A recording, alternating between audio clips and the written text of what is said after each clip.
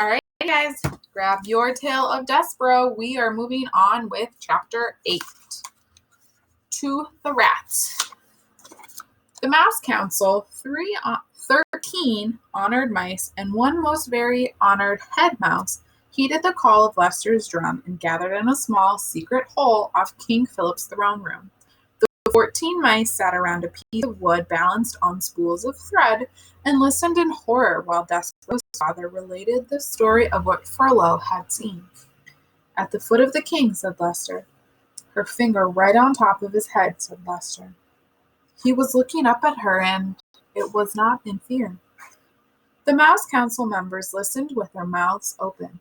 They listened with their whiskers drooping and their ears flat against their heads. They listened in dismay and outrage and fear. When Leicester finished, there was a silence dismal and deep. "Something," intoned the most very honored head mouse, "is wrong with your son. He is not well. This goes beyond his fevers, beyond his large ears and his lack of growth. He is deeply disturbed. His behavior endangers us all. Humans cannot be trusted.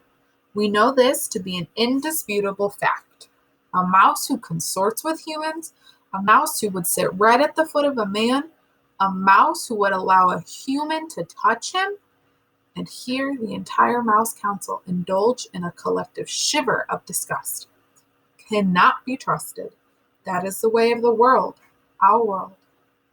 Fellow mice, it is my most fervent hope that Despero has spoken to these humans, but obviously we cannot assume nothing, and this is the time to act, not wonder." Leicester nodded his head in agreement, and the 12 other members of the Mouse Council nodded their heads too. "We have no choice," said the head mouse. "We must go to the dungeon." He pounded his fisted paw on the table. "You must go to the rats immediately. Members of the council, I will now ask you to vote. Those in favor of Despero being sent to the dungeon, say aye." There was a chorus of sad ayes. "Those opposed, say nay." Silence reigned in the room. The only noise came from Leicester. He was crying. And 13 mice, ashamed for Leicester, looked away. Reader, can you imagine your own father not voting against you being sent to a dungeon full of rats? Can you imagine him not saying one word in your defense? Despero's father wept, and the most very honored head mouse beat his paw against the table again and said, "Despero Tilling will appear before the mouse community. He will hear of his sins. He will be given a chance to deny them. If he does not deny them, he will be allowed to renounce them, so that he may go to the dungeon with a pure heart. Despero Tilling is hereby called to sit with the Mouse Council." At least Leicester had the decency to weep at his act of perfidy. Reader, do you know what perfidy means? I have a feeling you do, based on the little scene that has just unfolded here.